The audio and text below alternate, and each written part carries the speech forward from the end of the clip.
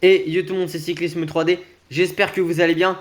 Moi ça va nickel. Aujourd'hui on se retrouve pour une toute nouvelle vidéo sur la chaîne YouTube. Et comme vous l'avez vu au titre à la miniature, aujourd'hui nous allons commencer cette saison 2 de Pro Team. Mais avant que la vidéo commence plus en détail, n'oubliez pas de vous abonner, d'activer la cloche de notification, de liker, partager, commenter et de venir me rejoindre sur Insta et sur TikTok. C'est Cyclisme 3D.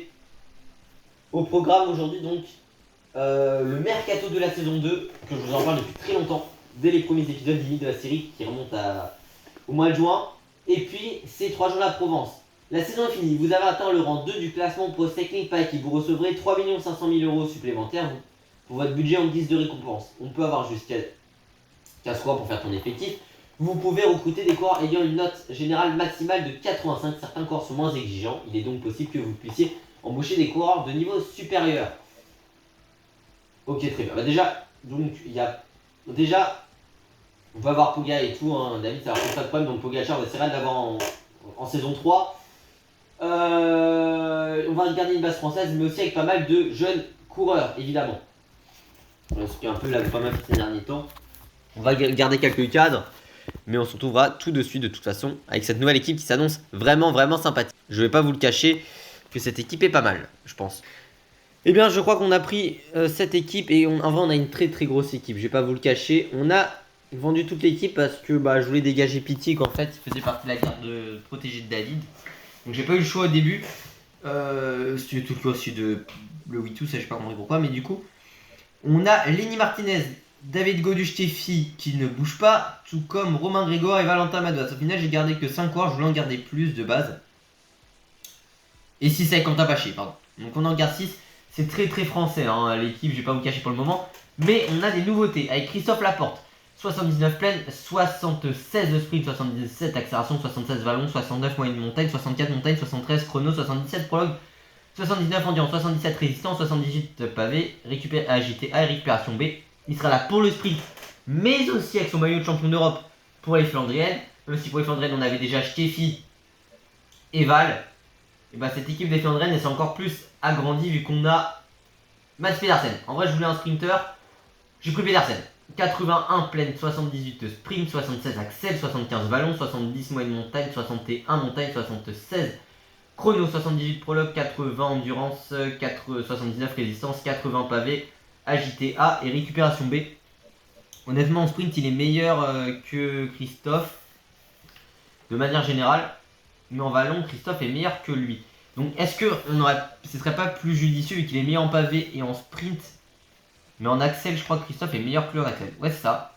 Et en pavé et en vallon, je pense que c'est ce qui sera intéressant, c'est qu'on va peut-être mettre Pedersen sur le retour et sur les Flandriennes. Et du coup, sur Paris-Nice et le Tour, on mettrait Christophe. Et donc, dans ce cas-là, en saison 3, puis on mettrait Christophe. La nouveauté que je vous avais parlé depuis très longtemps, c'était Julien Lafilippe, que j'ai enfin testé en Pro Team. Même si ses notes sont largement montées, forcément, vu que c'est moi qui fais le jeu, mais... vu que c'est dans mon jeu, mais 73 plaine, 70 sprint, 81 accélération, 80 vallon, 77 moyenne montagne, 77 montagne, 75 chrono, 77 prog, 77 endurance, 77 résistance, 72 pavé, agilité A+, et récupération A.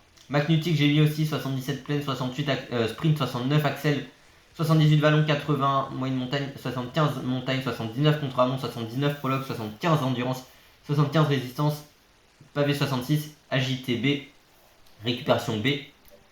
J'avoue que sur le tour, on va partir avec David Lenny encore, Julien aussi qui sera là, et Romain Bardet. Qui est là aussi, 71 plaine, 64 sprint, 75 accélération, 79 vallon, 80 moyenne montagne, 81 montagne, 70 chrono, 70 pro, 77 endurance, 73 résistance, 70 pavé, agité A+, et récupération A. Donc est-ce qu'on part avec un trident, un quatuor de leader français, ou est-ce qu'on ne dédie pas à Lenny Martinez une plus petite course? C'est à voir.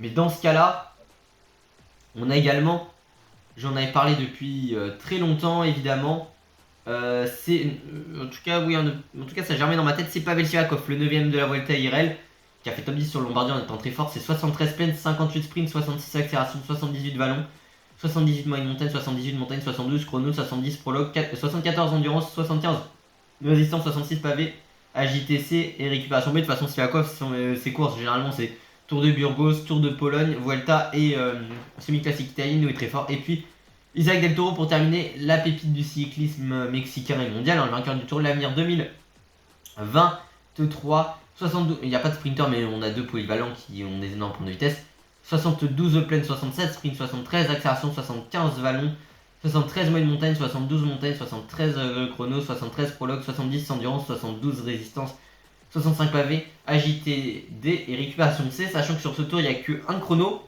il y a peu d'étapes de montagne. Aussi, il faut le rappeler. Pas de sprinter, mais c'est pas grave. On a quand même Pedersen, tout ça. Parce que donc, on commence par la Mode du Caire, la JDS et Monaco. Donc voilà. Un bon parcours, mais après, on aura Meudon, Nevers, Jussac, La Loge, Gare, Lyon, La Colle-sur-Loup, Montégoal, Col d'Aise. Donc ça pourrait correspondre à la FIP. Ce style là, même si en vrai, avec Romain ou avec David, ce serait peut-être intelligent. De toute façon, il faudrait qu'on mette tout le monde presque. Primavera Classica, Tour des Flandres, Roubaix, Liège, qu'on va essayer de gagner avec Julien, même avec Madouas, avec tout ce que vous voulez. J'avoue qu'on pourrait avoir une grosse équipe hein, sur les classiques, c'est une dinguerie. Brest Cup, on a Laval, Mur de Bretagne, Landerneau. Là, va falloir essayer d'aller le gagner. C'est pour ça qu'on a Kevin Vauclin qui aura limite en course importante celle-ci. Le Dauphiné, donc on aura la Voûte-sur-Rhône, Saint-Christo-en-Jarret, Brioude, Domancy, Le Puy-de-Dôme, Crévolan, Super Dévolu, Col de Rome. Donc on aura un chrono à Domancy de 17 km. Mais on termine par 4 étapes très difficiles. Est-ce qu'on ne tenterait pas avec un Lenny Martinez? S'il y a une échappée, pourquoi pas en vrai hein. Mais il faudra tenter, on verra de toute façon. Bologne, du coup, Turin, Monel-Valfréjus, Saint-Vulbas, Belleville-en-Beaujolais, Le Marchestein, Colombelles et Deux Églises, 3. Donc on a une table de montagne, plus Belleville-en-Beaujolais, Monel-Valfréjus et Bologne qui va être intéressant, ainsi que le chrono et l'étape des chemins blancs. Saint-Amand-Moron, le Puy-en-Velay, aussi qui va être assez intéressant, mais il y a peu de points du classement de montagne à prendre aussi. Est-ce que Mados va conserver son meilleur poids?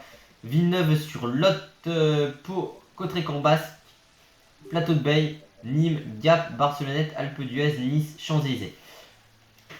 Et puis du coup ici on a Longwy, Cambrai, 8, Arouin, Porte du Hainaut et Esch sur Alzette. Donc chrono par équipe. Et pour un chrono par équipe, c'est vrai qu'on a quand même du Kevin Vauclin, du Laporte qui se débrouille, du McNulty, du Pedersen, du Kung. Et du Julien Lafilippe aussi qui se débrouille en chrono. Donc niveau chrono par équipe, on a une belle équipe. Et puis on terminera la saison par l'Open Tour avec Pau, Larens, Quillan. On passe 3 fois Pau hein, quand même au passage. Et Foix. Et puis pour terminer, les championnats du monde qui auront lieu toujours à Saint-Sébastien et le Giro di Como. On va se faire les pics de forme et je vous retrouve tout de suite. Eh bien écoutez, on a fait ces pics de forme. Donc on aura David Gaudu en pic de forme sur Paris-Nice Tour. Ça change pas de l'an dernier. Ah pardon, attendez, j'ai fait une connerie. Par contre, ce qui change, c'est du coup Pedersen qu'on va mettre sur les classiques et le retour. Voilà, je pense que sur les classiques, il a une meilleure capacité. Le retour peut lui convenir, surtout avec un chrono par équipe. Et 2 étapes ballon, ça peut convenir à Christophe Laporte aussi, il est vrai. Mais je pense que Pedersen peut le faire cette année. Du coup, Christophe Laporte, il aura la responsabilité sur le tour. Et sur Paris-Nice, et du coup, en pensant bien Milan-San Remo aussi. Romain Bardet, ce sera Paris-Nice Tour, très clairement. Steffi, bon, on va lui laisser les monuments ainsi que le Tour de France, même si sur le Tour de France en soi il n'y a qu'un chrono. Il pourrait être utile sur le retour, c'est vrai. C'est vrai que Steffi pourrait être utile sur le retour.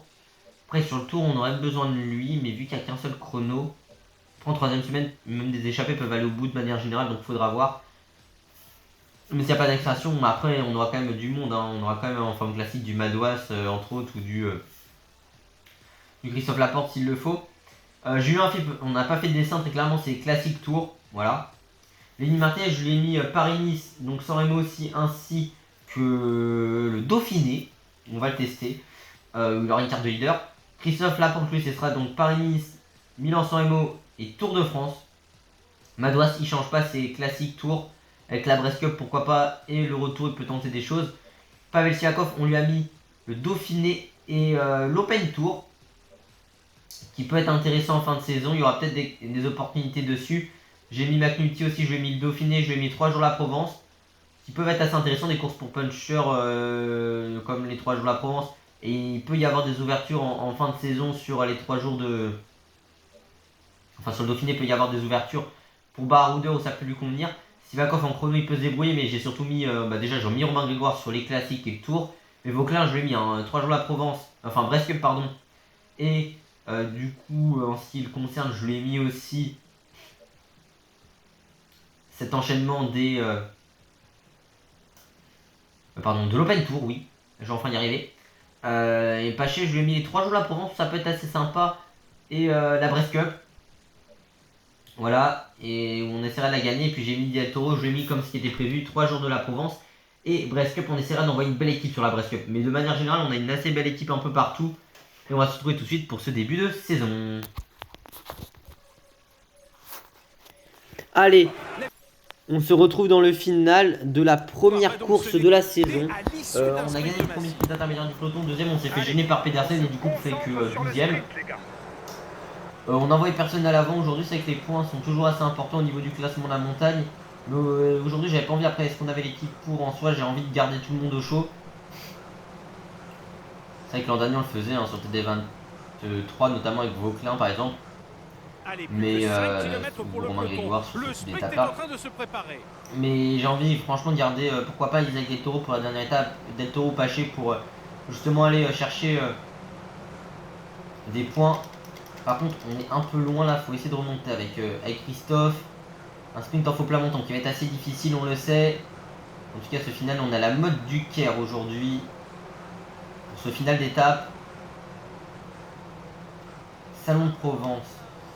Je vois pas quelle étape ça pourrait être, franchement je vais pas vous cacher. 3 km pour le peloton. À moins que ce soit l'étape du Salon de Provence remportée par Boassenhagen, je vois pas laquelle ça peut être.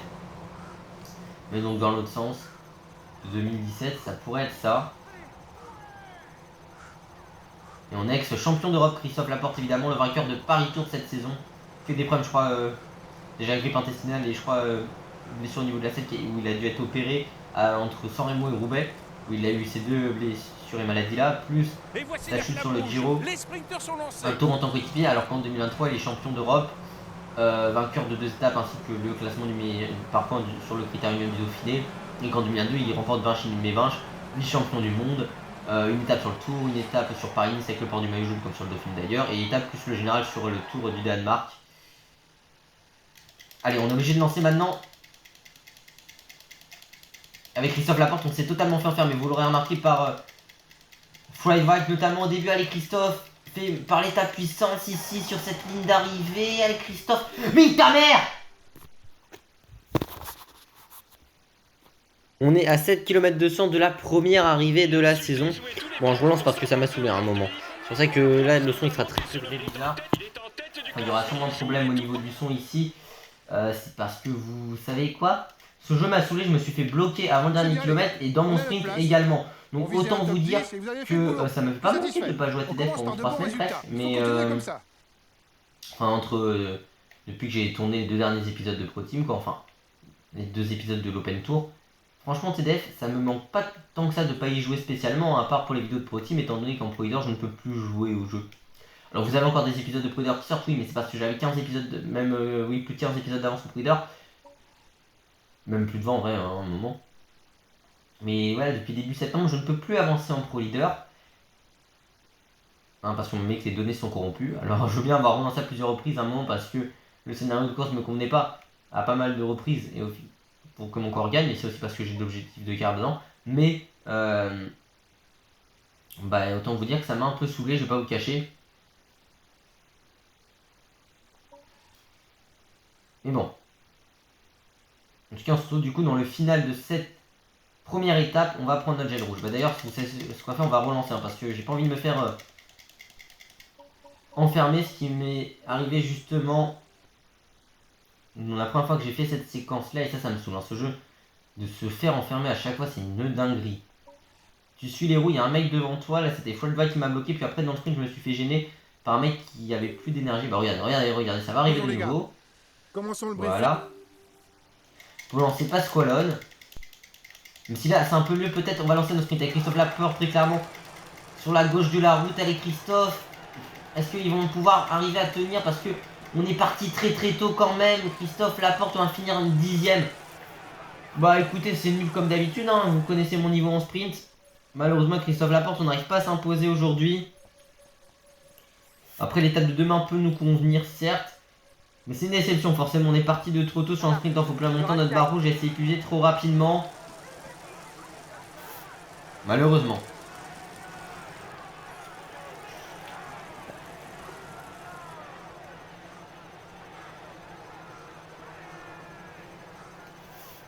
Victoire de Sam Bennett, le jaune pour Bennett, le vert pour Bennett, le maillot blanc pour rouge pour Yates et le maillot blanc pour Van Uden. Ici Casper Van Uden.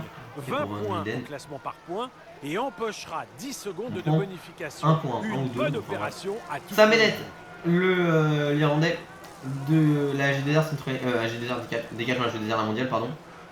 En 3h41 minutes et 2 secondes s'impose avec 10 secondes de bonification pour lui. En tête du classement général, c'est toujours en 3h40 minutes et 52 secondes. Sam Bennett, le néerlandais de la H2R, Décathlon H2R, pardon, oui, Décathlon. Et puis du côté du classement du meilleur grimpeur, 5 points pour Yates Bol, le néerlandais de la Burgos BHC. Du côté du classement du meilleur classement par point, pardon. C'est 66 points pour Sam Bennett, l'Irlandais toujours de cette formation Décathlon H2R. Du côté du classement des jeunes, 3h48 et 58 secondes pour Van Uden, le néerlandais de la de la DSM Germanique Postenel, oui, de la DSM.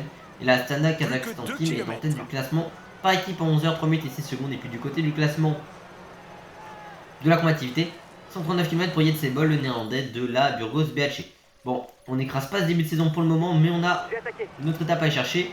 Classement pour sécurité individuelle, plus 17 PPC, 17 PPC pour Sam Bennett, néerlandais de la Décathlon H2R mondiale. Et puis du côté du classement pour sécurité par équipe, plus 17 PPC, 17 PPC pour l'équipe française de la Décathlon H2R. C'est certes une équipe française en tête, mais c'est pas la nôtre, malheureusement. Mais on va se retrouver tout de suite dans le final de cette étape, la prochaine. Allez, on est présent pour cette deuxième étape de ces 3 jours la Provence. Avec donc Christophe Laporte, on a pris des points au sprint intermédiaire pour le moment. 2 points en classement de la montagne en ce qui concerne Del Toro. Par contre, là, le peloton, j'avoue, j'ai repris seulement au pied de la Ginesse, donc 7 km 600 à 2,9% de pente moyenne. Et le problème, c'est que l'échappée a presque 40 secondes d'avance. Bon, après, le peloton, vu que c'est un peu des guignols sur le jeu, ce qui est le cas, ils se mettent tous au sprint. Pourtant, j'ai mis des coéquipiers à rouler, étonnamment, mais ça ne fait pas grand chose pour le moment.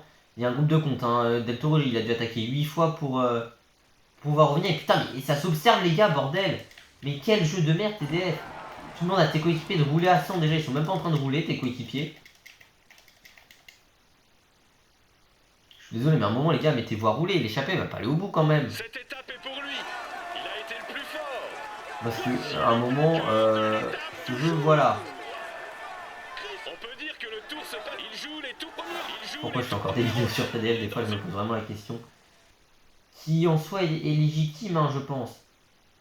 Bravo les gars. Félicitations à vous. Pourquoi je m'embête à faire toujours des vidéos sur TDF? Vous avez parfaitement assumé. Bravo pour cette victoire. On prend le maillot jaune. C'est une journée Bon, parfaite. et au bout d'un moment, les gars, faut sortir les doigts, quoi. Je demande à tout le monde de rouler. Ils sont pas foutus de venir. Allez, relais à bloc, oui, il n'y a personne de l'équipe. Hein. Ah non, mais à un moment, je suis désolé. On va pas laisser l'échapper à l'étape. Enfin, on va pas laisser l'étape à l'échapper quand même. Voilà, ça, j'ai mes coéquipiers qui se mettent à rouler, mais super. Quand j'ai pas 35 secondes d'avance à 2 km, même si il y a le virage dans le final qu'on connaît très très bien. On va quand même passer sous les 30 secondes. Hein. Avant, on va devoir faire un très gros sprint en ce qui nous concerne avec Christophe Laporte.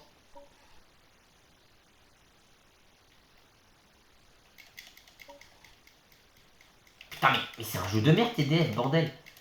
Vous avez vu comment je me fais gêner? Bon, écoutez, à un moment, on est obligé de faire un gros sprint. Surtout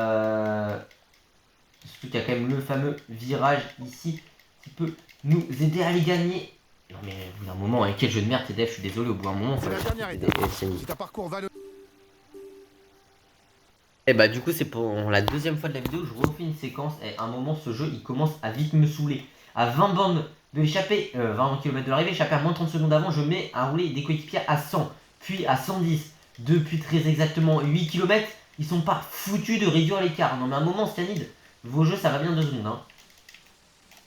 Je suis en train de rager sur eux, mais à un moment c'est bon quoi frère. Je demande à tous mes coéquipiers de rouler, ils sont pas foutus de réduire l'écart, allez c'est bon hein.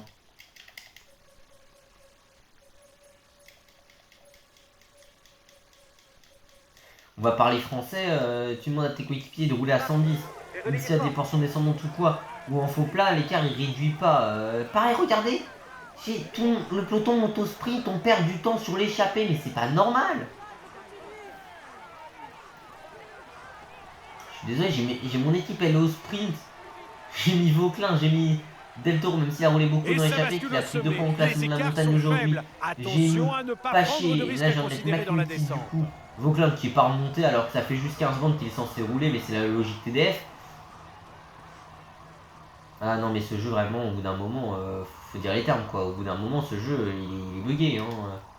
Enfin bugué c'est un euphémisme mais je sais pas où est McNulty hein mais voilà, Vauclin il est censé rouler depuis 20 bandes de l'arrivée, il est pas devant, comment ça se fait? Mon coco, McNulty pareil qui est censé rouler à fond, t'es censé donner ton âme pour revenir à 110, et bah non non, là il vient de se remettre au sprint. Ils ont pas réduit l'écart, hein. Enfin l'écart il est le même copié, enfin on a récupéré 6 secondes en 4 km alors que mes coureurs roulent à fond, même s'il y a un virage dans le dernier kilomètre et que l'échappée, mine de rien il roule tout seul depuis quelques kilomètres déjà. Il va falloir revenir hein, sur Diaz. Mais je sais qu'à un moment ça peut pas être spécialement bien pour vous à l'oreille parce que je rage. Mais au bout d'un moment, ce jeu il fait rager forcément. 5 km encore avant la ligne d'arrivée. Désolé, mais au bout d'un moment c'est le cas quoi. Et Bétiol évidemment on prend sa roue mais et Costa du coup qui va revenir sur Diaz. Mais putain mais pourquoi on se fait gêner Il n'y a plus de logique sur TDF. Enfin, du coup ce jeu est illogique, ça on le savait. Allez, et Christophe Laporte, pourquoi pas pour aller chercher notre première victoire cette saison quand même? Ouais, victoire de Christophe Laporte. J'aurais beau avoir réagi, j'ai dû relancer la course parce que c'est bon, l'échappée qui va au bout. En plus, c'est juste avant, je reviens dans un hiver, je suis en rouge avec Laporte parce que je dois faire un sprint énorme, c'est bon. Le jeu est bugué, ça me saoule quoi. Non mais à moi, en 2 étapes, j'ai dû relancer la partie parce que là, alors que sur l'épisode d'avant, non. Mais c'est parce que là, c'est bon, le premier sprint, je me fais gêner. Pas vrai pour lancer Pasqualone. Je remonte un peu même si je suis à peine au contact du top 10. Je me fais regêner là, c'est pareil. J'ai m'a remis une vague mais je me suis dit c'est bon. Voilà, là c'est pareil, au tout début je veux lancer mon sprint, il y a Bétiol qui est dans ma trajectoire qui me note à un moment, hein, c'est bon, ça me saoule. Non, on s'est quand même imposé avec Christophe Laporte. C'est notre première victoire de la saison. Et première victoire française du coup aussi de la saison sur cet épisode. Enfin, cette saison 2-2. Pro type, victoire de Christophe Laporte, le champion d'Europe, le jaune pour Laporte, le vert pour Bennett, le maillot blanc pour rouge pour Christophe Laporte et le blanc pour Jorgensen. Très bien, Del Toro a pris quand même 2 points qui pourraient être importants sur la prochaine étape. On fait 1 et 3. Victoire de Christophe Laporte, le coureur français de notre équipe, de la groupe FDJ en 3h15 minutes et 48 secondes et 10 secondes de bonification pour lui. Du côté du classement général, c'est Christophe Laporte en 6h56 minutes et 40 secondes avec simplement pour le coureur français de notre équipe de la groupe FDJ. Du côté du classement par points, là, le numéro grimpeur 5 points pour Christophe Laporte, le coureur français de notre équipe de la groupe FDJ en tête du classement par points. 83 points pour Sam Bennett, le l'Irlandais de la Décathlon Agile déjà un mondial. On peut peut-être revenir avec Christophe. Du côté du classement des jeunes, c'est Mathieu Jorgensen, l'américain de la Visma Isabak en 6h56 minutes et 54 secondes. Et puis du côté du classement, par équipe, c'est notre équipe de la groupe FDJ en 20h50 minutes et 38 secondes. Et puis du côté du classement de la combativité en 59 km, c'est Yetsebol, le néerlandais de la Grosse BHI. Plus 19 PPC, 20 PPC pour Christophe Laporte, le coureur français de notre équipe de la groupe FDJ en tête du classement pour cette individuelle. En tête du classement pour cette ligne, par équipe plus 30 PPC, 31 PPC pour notre équipe française de la Groupama FDJ. Et puis on va se retrouver tout de suite dans le final de la prochaine étape qui s'annonce quand même assez intéressante, mine de rien. Bravo les gars, félicitations à vous. On avait le statut de favori, vous avez parfaitement assumé. Bravo pour cette victoire. On finit avec le maillot jaune, c'est génial. Félicitations à vous. Vous avez réalisé une superbe épreuve. Allez, quasiment une semaine après avoir tourné la première partie de cette vidéo, bon, j'ai relancé dans les 2 premières étapes, ce qui fait que c'est bizarre au niveau du son, parce que c'est pas coordonné, mais une fois, attends, je mets à rouler à plus de 20 bandes de l'arrivée, mes coéquipiers sont pas foutus de réduire l'écart, même l'écart augmente, alors qu'ils sont à 100, à 110, au bout d'un moment, c'est bon quoi. c'est pareil. À un moment, je me fais bloquer dans mon sprint alors que je suis bien placé, c'est bon. Je me fais gêner, je peux pas sprinter, c'est chiant quoi, comme jeu. Déjà que tu mets 50 balles tous les ans dans un jeu qui te respecte pas, là j'ai dû relancer une fois parce que mon corps alors que je lui demande de virer, il ne vire pas, et une fois parce que j'appuie sur carré pour prendre la roue, bah il s'arrête. À un moment c'est bon, on fait quand même augmenter l'avance avec McNulty, c'est passé beaucoup de choses. Avec un Del Toro à l'avant, l'échappée, bon, plus de 40 courses sur cette dernière étape, elle prend 2 minutes, vous savez, c'est la dernière étape des 3 jours à Provence, sur TDF. Quand on est leader, c'est assez chiant parce que l'échappée prend beaucoup d'avance, donc j'ai dû faire rouler Kevin Vauquelin et Quentin Paché, puis Christophe Laporte à fond, hein, et même Romain Bardet tout à l'heure. Del Toro est revenu à un moment sur les hommes de tête, il a été leader du classement de la montagne juste avant, tout à l'heure. Enfin avant la dernière difficulté, mais à un moment dans la descente, je lui demande de rester dans les roues. Parce que alors peut-être que je vais demander de faire un effort après un virage, ça je sais plus, mais en tout cas c'est sûr je l'avais mis à suivre les roues. Et évidemment vous en doutez, on est sur TDF, donc ton corps dans une descente suivre les roues, ouais, à un moment s'il y a 2 mètres d'avance, il se crame. Et ça m'avait saoulé, Tiberi était revenu sur moi, bon, heureusement que l'échappée avait... Enfin elle était encore abordable pour le peloton parce que j'ai mis à rouler un fond Romain Bardet qui a explosé en finale. Mais c'est pour Brandon McNulty qui est en pic de forme aujourd'hui, qui est revenu sur Tiberi qui était en tête. Et dans cette descente qui est assez technique, hein, parce qu'il y a pas mal de virages dans cette descente de la Turbie qu'on a fait sur le chrono du dernier Tour de France. Bon, on risque de se faire récupérer, hein, mais en tout cas, assez technique. Comme j'ai dit, beaucoup de virages, il y aura peu d'écart à l'arrivée. Et on a tenté des choses, hein, de toute façon.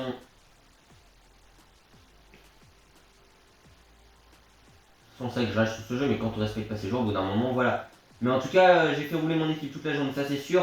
Ça va pas être Romain Bardet qui va s'imposer parce que Romain Bardet il avait une barbe qui était assez entamée au final. Donc c'est pour ça que j'ai choisi celui qui était le mieux avec Brandon qui était en pic de forme. Peut-être que Romain Bardet on le fera, enfin on le mettra leader sur Paris-Nice où il y aura une très grosse équipe sur Paris-Nice. Voilà. Allez, on a une dizaine de secondes d'avance. Donc on a réussi à garder sur les coureurs qui étaient à notre chasse. Qu'on a attaqué dans la turbie. Hein. Donc on avait attaqué même avant la portion difficile, je crois, enfin une McNulty quand Bardet quand Romain s'est écarté. La flamme rouge ici, attention ce virage, voilà, c'est plutôt bien géré. Ça va revenir peut-être derrière, même si encore des virages qui vont être à notre convenance. Ici, il faut relancer avec Brandon McNulty pour aller s'imposer et remporter ces 3 jours la Provence. Victoire d'étape de Brandon McNulty ici pour le coureur américain de notre équipe. Deuxième victoire cette saison pour notre formation. Groupama FDJ. Bon, au final, Christophe Laporte et Vauquelin auront pas mal roulé, hein, mais même Paché qui était en pic de forme et Del Toro qui aurait été assez intéressant aujourd'hui. Après Del Toro, ça fait comme Vauquelin ou TDF ou Romain Grégoire l'an dernier. Martinez, j'avais tenté un moment avec lui parce que j'avais augmenté, je crois. J'avais tenté un moment un open tour avec lui. Mais c'est vrai que Romain Grégoire ou Vauquelin ont tenté la combativité sur certaines épreuves ou même des classements de la montagne sur les plus petites épreuves.